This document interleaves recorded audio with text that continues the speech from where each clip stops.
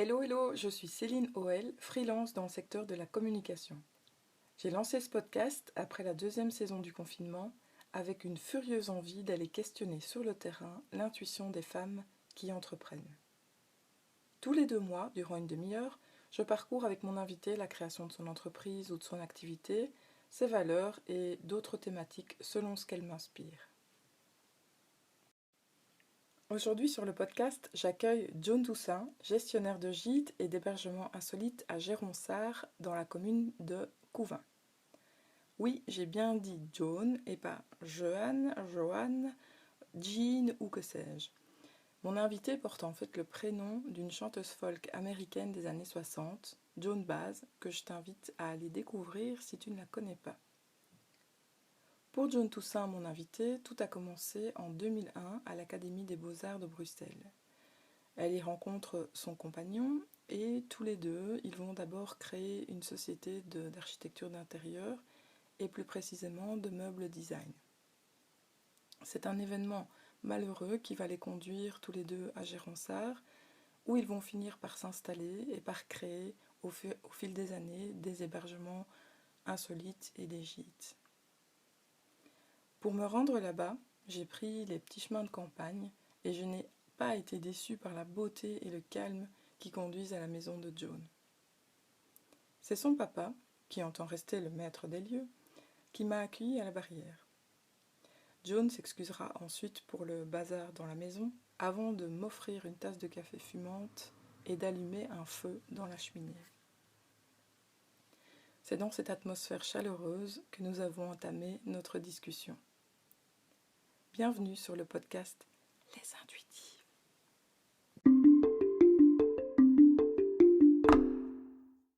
Donc, bonjour Joan. Bonjour. Merci de m'inviter aujourd'hui pour le podcast. Donc, on va commencer directement. Donc, est-ce que tu pourrais me présenter brièvement ton activité ici ? Alors, nous avons des gîtes, chambres d'hôtes et depuis peu des logements insolites. On essaie de privilégier le rapport à la nature et on a une formation en designer, donc plus spécifiquement en architecte d'intérieur. Et donc, on aime bien réaménager les aménagements avec des petites touches perso. Quand tu dis on, c'est toi et ton Voilà, compagnie. Exactement. Donc avec Alexis, maintenant ça fait 20 ans qu'on est ensemble, qu'on se connaît et on a toujours travaillé ensemble. Donc c'est un on très présent. C'est une équipe. Tout à fait. La team. Et où est-ce que tout ça a commencé ? À l'Académie royale des Beaux-Arts. Donc on s'est rencontrés en 2001. Et puis on a fait nos études ensemble. Donc on était déjà 24 heures sur 24 ensemble. Et puis on a créé notre société, Archimutation, qui est une société d'aménagement intérieur, plus spécifiquement le mobilier sur mesure. Et puis nous voilà arrivés ici il y a maintenant 6 ans. Donc on a quitté Bruxelles, on a aménagé ici juste temporairement. Et puis suite à la maladie de ma maman, elle a eu un cancer très grave, on a décidé de rester pour l'accompagner pour sa fin de vie. Ça a duré approximativement 2 ans. On a eu cette chance finalement d'avoir un parcours qui nous a permis d'être auprès d'elle. Et puis j'ai eu mes petites filles en même temps. Et à son départ, mon papa m'a demandé si on voulait rester travailler ici, vivre auprès de lui pour qu'il ne soit pas seul, sinon on vendait la maison. Et il faut savoir que cette maison, elle a quelque chose qui me touche depuis toujours, ce grand jardin, ces espaces naturels.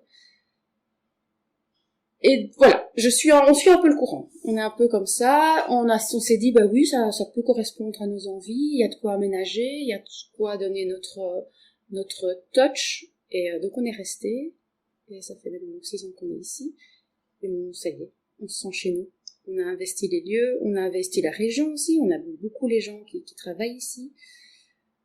Et c'est un plaisir pour nous d'être constamment près des forêts, des lacs. C'est un changement de vie, mais qui est vraiment en communion avec notre façon de penser. Tu y as vécu ici, dans cette maison ? J'y ai vécu au début de l'achat de cette maison, donc il y a 15 ans, quelques mois. Et puis j'ai commencé les premiers travaux ici d'aménagement, c'était plus fort que moi. Puis je suis retournée vivre à Bruxelles, mais toujours avec les conseils que je donnais à ma mère pour l'aménagement, où je revenais travailler quelques semaines. Donc ça fait 15 ans que déjà je donne mon temps et mon énergie, et mon corps aussi. Ça prend un peu de temps. Donc, mais j'y habite vraiment depuis 6 ans. Et combien de gîtes, tu dis? Il y a 3 gîtes, 2 gîtes de 4, un gîte de 2. On a maintenant une tente saharienne fumée jardin de 2 et une nouvelle tente bulle qui est arrivée il y a 1 mois de 2 à 4 personnes. Et ça a commencé. J'imagine que ça se fait progressivement. Donc, par quoi est-ce que ça a commencé? Les gîtes étaient déjà là, les 2 premiers gîtes de 4 personnes étaient déjà là. Et la maison, qui était un garage à la base, qui a été créé en gîte, au tout début était fait pour ma grand-mère, pour qu'elle ne se retrouve pas en haut. Donc on l'a accueillie ici, on s'en est occupé. Et je l'avais déjà imaginé avec une suite pour un logement.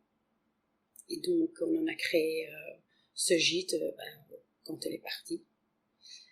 Et donc ça c'est le gîte de 2. Et pour les logements insolites, c'est grâce à une amie qui m'a prêté sa tente saharienne. Donc j'ai fait ça sur un coup de tête.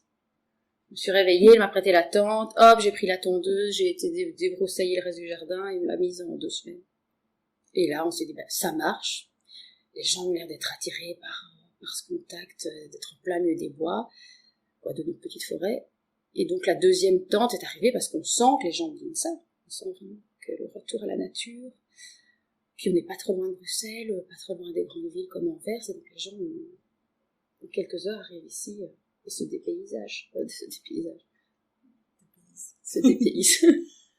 Et donc, oui, donc les clients, ils viennent d'où en général, enfin, principalement? Beaucoup de Hollandais et beaucoup de gens des villes, donc Anvers, Gand, Bruxelles. Maintenant, on commence à avoir un petit peu de Liégeois. Et comment est-ce qu'ils connaissent l'endroit? Le plus souvent, c'est Airbnb qui nous apporte le plus gros des clients. Et le développement de mon site ramène un petit peu, mais je crois que c'est même pas 10%. Et je travaille un petit peu sur Facebook et Instagram, mais c'est pas encore suffisant, donc c'est en phase de développement. Tu penses que c'est une région qui a de plus en plus d'attrait, qui est de plus en plus recherchée?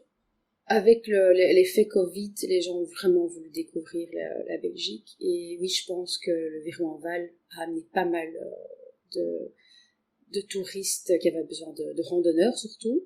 Donc ils ont découvert Nîmes et le Fonderie des Chiens. Et c'est amusant parce que j'ai une amie justement qui voulait découvrir le Fonderie des Chiens, que j'avais plus vu depuis 7 ans, et qui a choisi mon gîte parce qu'on était tout près, mais ça, ne sachant pas que c'était le mien. Donc c'est clairement tous ces attraits pour ces beaux paysages et ce petit effet un peu petit canyon du Fonderie qui les a attirés. Et alors on a une vraie nature ici, on a des vrais bois où il n'y a personne, des vraies forêts, et ça a son charme. C'est sûr. Et sans parler des lacs, des rivières. Et donc, on sent que la nature, la connexion avec la nature, c'est quelque chose de très important pour toi, pour vous. Mm-hmm. Est-ce que tu considères que vos hébergements sont écotouristiques? On aimerait y arriver et adhérer à plus que ce qu'on est actuellement. On commence, donc on a les panneaux solaires, on essaye le potager, on aimerait bien revendre un petit peu de nos légumes et les œufs et tout ça, mais c'est en cours. Est-ce qu'il y a un label gîte vert, tourisme vert? Oui, mais alors il y a beaucoup de normes et il faut rentrer dans toutes ces normes, donc on ne sait pas encore tout mettre en place, mais c'est l'objectif. Mais dans la manière dont ils ont été conçus, est-ce que cette dimension-là a été prise en compte? Non, ça n'a pas été pris en compte au tout début, parce que je pense qu'on peut vraiment travailler avec le recyclage de l'eau, des eaux, et ça c'est pas encore fait. Donc ils auraient pu aller plus loin, et nous maintenant on essaie au fur et à mesure, à chaque investissement qu'on fait, on va dans ce sens-là. Et on réfléchit si on peut faire mieux, si on peut adapter le choix de nos matériaux. Par exemple, pour un aménagement, on va choisir des matériaux qui sont le plus proches de chez nous, que ce soit au niveau de l'isolation, les choix du bois. On travaille avec un voisin qui abat ses bois, donc on va essayer de racheter un maximum chez lui pour éviter, faire des circuits courts. Mais on ne peut pas encore tout avoir. dans cette idée-là. Ça se fait petit à petit. Ça se fait petit à petit, avec les moyens aussi. Mais par contre, au niveau des activités que vous proposez, tu me disais juste avant l'enregistrement que vous proposiez des micro-aventures, donc tout ça, finalement, dans l'offre... Tout à fait, c'est à l'étude. On aimerait bien proposer avec un collaborateur ce genre d'activité. On a aussi le Ravel qui est pas loin, donc j'aimerais vraiment proposer un arrêt près du Ravel pour justement promouvoir les déplacements qui ne polluent pas. Et donc tout ça va être mis en place, mais il faut un peu de temps. Comment est-ce que le projet s'est construit financièrement? Est-ce que vous avez dû faire, j'imagine, des prêts? Ça a été compliqué? Donc la maison appartient à mes parents. On a déjà cette base-là.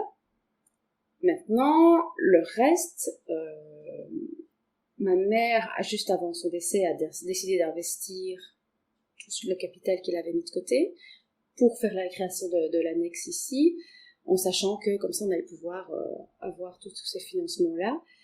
Ça c'est la partie donc au niveau de l'argent. Et nous maintenant, tout le temps qu'on donne, donc on fait tous les travaux nous-mêmes, que ce soit électricité, plomberie, isolation, peinture, tout. Sauf peut-être la dalle de béton, c'est la seule chose qu'on n'a pas faite. Ça nous permet de faire pas mal d'économies aussi sur le budget. Et pour le nouveau projet de la tente, on a pris un tout petit prêt qui va couvrir sur 3 ans, qui nous permet de proposer un produit un petit peu plus fini. Mais sinon, on récupère sur notre main d'œuvre. Est-ce que tu pourrais décrire soit une journée type ou une semaine type? ça change tous les jours, j'imagine, ou toutes les semaines. Oui, ça change tous les jours, toutes les semaines. J'essaye de cadrer un petit peu. Maintenant, les lundis, j'ai ma formation. Donc, tous les lundis. Donc là, je ne fais que d'administratif, entre guillemets. Les mardis, les jeudis, j'essaye de travailler physiquement sur les travaux des gîtes. Les mercredis, c'est pour mercredi matin administratif, et puis c'est pour mes filles, elles travaillent un peu avec moi les mercredis après-midi. Et puis les vendredis, c'est uniquement les gîtes. Mais arrivées, la gestion des arrivées, c'est ça? Le nettoyage, je fais encore une partie moi-même, et la gestion des arrivées. Mais de façon générale, on a aussi des gens en semaine. C'est juste cette semaine-ci où on est un peu en pause, mais sinon on a des gens qui arrivent à n'importe quel moment de la semaine pour des petits ou longs séjours. Mais ça peut varier en fonction des projets. Là, on est un peu dans le rush avec le nouveau projet, donc on fait des heures un petit peu plus denses. Mais voilà, la semaine prochaine, je serai peut-être un peu plus KO, donc on ralentira peut-être un peu le rythme. Oui, tu peux arriver à gérer en fonction de toi, de tes besoins, plus ou moins. Oui, mon corps me dit que j'ai été trop loin, en général. Tu l'écoutes? J'ai pas le choix. J'ai pas le choix, je suis restée au lit samedi avec une migraine carabinée, donc j'ai pas le choix. Mais j'essaie de faire du sport et équilibrer ma vie, parce que tant que je suis debout, j'ai tendance à foncer. Et donc maintenant, j'essaie de gérer les énergies et les émotions par le sport, ce qui m'aide beaucoup. Quel sport? Alors, je fais un petit peu de Zumba, un peu de body sculpt, puis du vélo avec le chien, parce que j'ai essayé de prendre un chien qui est très sportif, et un peu de course à pied. Pas mal. Ça aide aussi à gérer le stress. Oui. Si j'en fais pas après, à un moment donné, je sens que je suis brouillée. Et qu'est-ce que tu aimes le plus dans ce boulot? La diversité. Et puis l'accueil du client, on a une chance dingue de rencontrer des gens tout le temps. Notre plus grande crainte quand on a quitté Bruxelles, c'est de se retrouver au fin fond de la campagne, sans personne, un peu seul. Et finalement, en étant ici, on rencontre une petite partie du monde. On a quand même beaucoup de profils différents. Et quand il fait beau et qu'on a le moment de discuter avec nos clients, on a un grand moment de partage. Ça, c'est la plus belle partie. Et puis, l'aménagement de nos projets. On gère nos projets comme on le sent. On peut rendre des intérieurs et des ambiances et proposer aux gens ce qu'on a sorti de nos voyages, ce qu'on a sorti de nos créations. Et ça, c'est chouette aussi. Tu disais que donc, vous avez une formation d'architecte d'intérieur tous les deux, c'est ça? Oui. Et comment est-ce que tu définirais votre patte, justement, au niveau décoration, architecture d'intérieur? On utilise les matériaux, on aime beaucoup utiliser les matériaux de façon brute. Les choses les plus simples, certaines fois sont les meilleures. On travaille énormément le bois. Mais là, vous avez du bois, du béton, des choses assez minérales. Et puis, on aime beaucoup les choses épurées. On aime bien que les espaces soient plus légers, que l'œil se balade d'un trait, ne soit pas encombré. Ici, on peut se le permettre aussi, c'est de travailler les intérieurs extérieurs.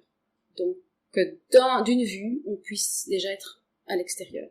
On a dessiné ici le projet de la terrasse avec un aménagement, avec un plan d'eau qui est collé à la fenêtre pour qu'on ait la sensation d'être constamment dans un milieu naturel.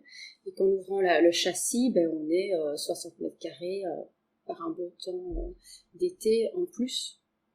Toujours vraiment essayer d'attirer les regards vers la nature quand on peut le faire. Super. Alors, comme tu le sais, donc mon podcast s'appelle Les Intuitives. Je voulais savoir quelle place tu donnes à l'intuition dans la vie de tous les jours. Je crois qu'elle est presque à 90%. C'est compliqué d'ailleurs, parce que quand on fait tout par intuition, on n'a pas toujours l'occasion du coup d'expliquer aux autres comment on fonctionne. Il faut que les autres le suivent et aient confiance d'une certaine façon en nous. Parce que oui, la réponse, elle est déjà là avant même d'avoir compris le cheminement de cette réflexion. Donc pour ceux qui sont autour de nous, c'est pas facile. Maintenant que j'ai mon conjoint me connaît, donc il sait, je dis on doit aller là, on doit faire ça maintenant, il me suit. Mais c'est vrai que certaines fois, il faut expliquer aux gens pourquoi. Et ça, j'apprends maintenant à communiquer. Parce qu'au départ, c'est pas rationnel, donc oui, tout à fait. Et, donc il faut pouvoir après trouver les arguments qui justifient l'intuition, la petite voix. Tout à fait. Avant, j'avais tendance à m'énerver quand les gens m'écoutaient pas. Ça portait pas bien ses fruits. Maintenant, j'essaye d'expliquer pourquoi, et donc j'essaye d'analyser ce que je ressens pour expliquer les tenants et aboutissants. Les émotions peut-être que tu ressens par rapport à certaines décisions. Oui, c'est un mélange, un brouhaha d'émotions. Et donc, oui, l'intuition me dit fais ça comme ça, fais-le maintenant, abandonne tout le reste, agis. Puis par la suite, je comprends pourquoi je le fais. J'ai des preuves, j'ai des preuves financières, donc j'ai mes rentrées. Alors, je parle vraiment de mes logements et des clients après. Donc, j'ai mes locations qui se font très facilement par la suite. Donc, c'est que j'avais raison, maintenant je l'exprime. Mais tu n'as aucune difficulté justement à mettre en priorité cette intuition. Depuis que je travaille pour moi, je peux le faire. Quand je travaillais pour des sociétés, je pouvais pas fonctionner comme ça, et donc j'étais en contradiction constante parce que j'avais besoin d'arriver tout de suite au point Z, on va dire, et que mes patrons comprenaient pas pourquoi, et donc on était en conflit constamment. Le fait de pouvoir travailler seul et avec mon conjoint, ça me permet d'aller directement au point Z et sans interruption. C'est plus rapide, c'est plus facile, plus efficace. Ça me correspond mieux. Est-ce que tu pourrais donner un exemple de la dernière décision que tu aurais prise en suivant ton intuition?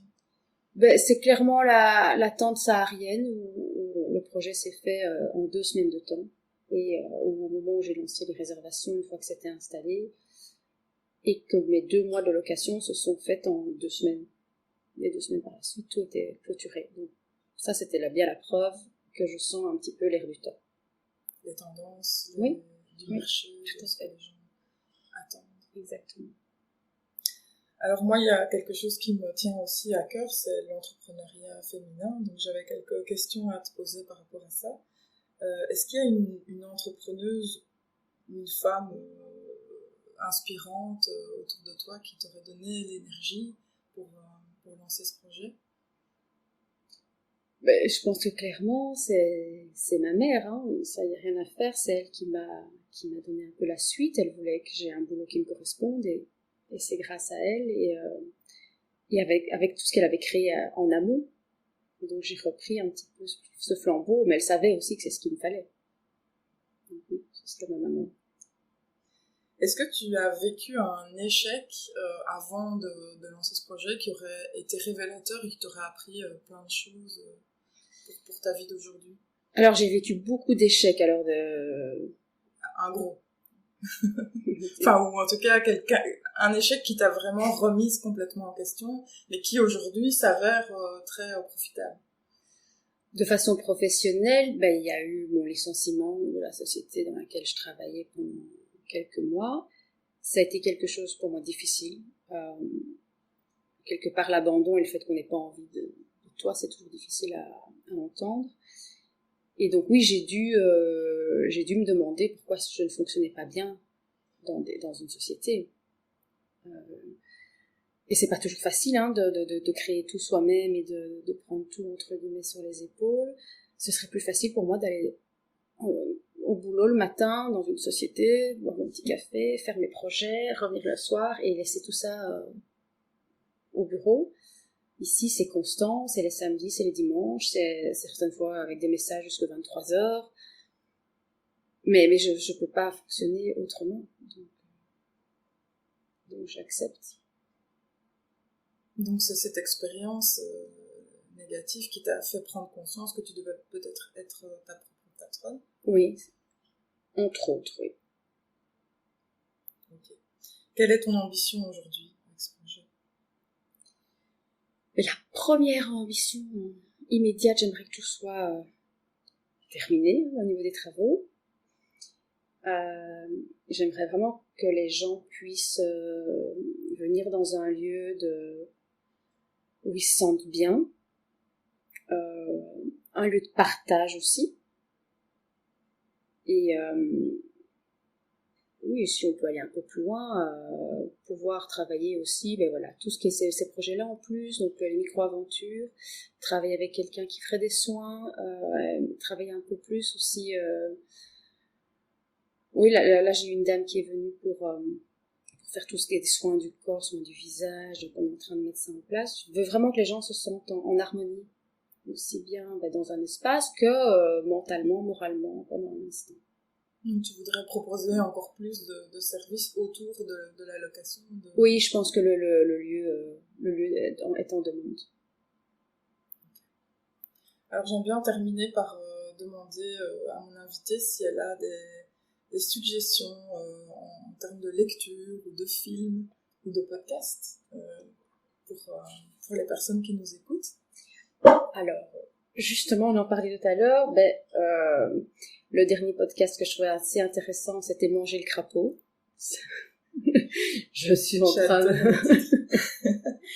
je suis un petit peu occupée de mettre ça en place, c'est pas évident, mais donc je vous laisserai le découvrir. Mais en film, je mange beaucoup de choses en série, c'est ma mauvaise habitude. Oui, ou une série. Mais elles ne sont pas, il y en a aucune. Inspirantes. Oui, non, sont pas inspirantes. Je fais ça un peu pour lâcher prise le soir. Et au niveau lecture, je prends un peu le temps de lire. Mais un livre que tu as peut-être lu il y a des années, hein, je sais pas, par rapport peut-être au désencombrement, enfin, je sais pas. Hein.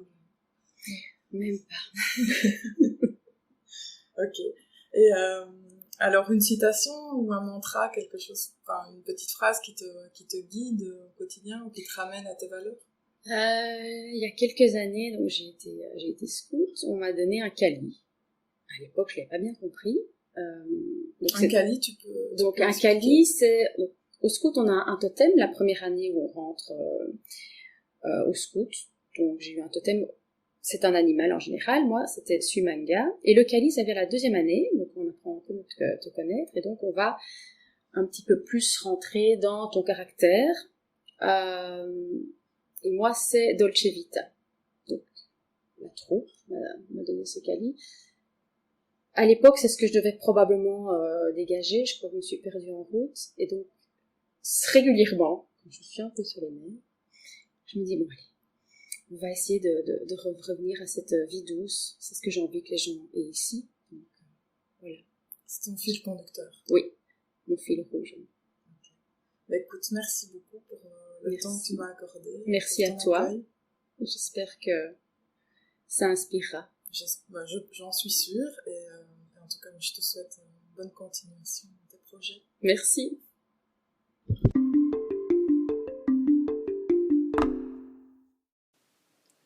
Merci d'avoir écouté l'épisode du jour jusqu'au bout. J'espère que ça t'a plu et si c'est le cas, abonne-toi au podcast et aide-moi à le faire connaître en le partageant autour de toi. Pour suivre l'actualité des gîtes de la Brouffe et découvrir de jolies photos de la toute nouvelle tente Bulle par exemple, eh bien je t'invite à aller aimer la page Facebook Gîte Brouffe au singulier ou à t'abonner au compte Instagram Gîte Brouffe au singulier. Si tu souhaites réserver l'un des 5 hébergements des gîtes de la Brouffe pour des amis ou de la famille, tu vas sur www.gitebrouffe.com. Et pour retrouver les références du livre audio Avaler le crapaud mentionné par John dans l'épisode, il te suffit de te rendre sur mon site www.c-copywriting.com. J'ai même ajouté d'autres sources d'inspiration qui viennent compléter l'interview. Une toute dernière chose, alors le podcast, c'est aussi l'occasion pour moi de te parler de ma formation en ligne pour cibler ton ou ta cliente idéale. Pas à pas, à l'aide de capsules vidéo et d'autres supports, tu décris les caractéristiques de la personne que tu cherches à toucher avec ton offre. Et comme tu le sais, le gros avantage d'une formation en ligne, c'est que tu fais ça quand tu veux et où tu veux. À tout bientôt pour une nouvelle rencontre. Alors, je peux déjà te le dire, le prochain épisode, j'interviewe une psychothérapeute atypique. À bientôt!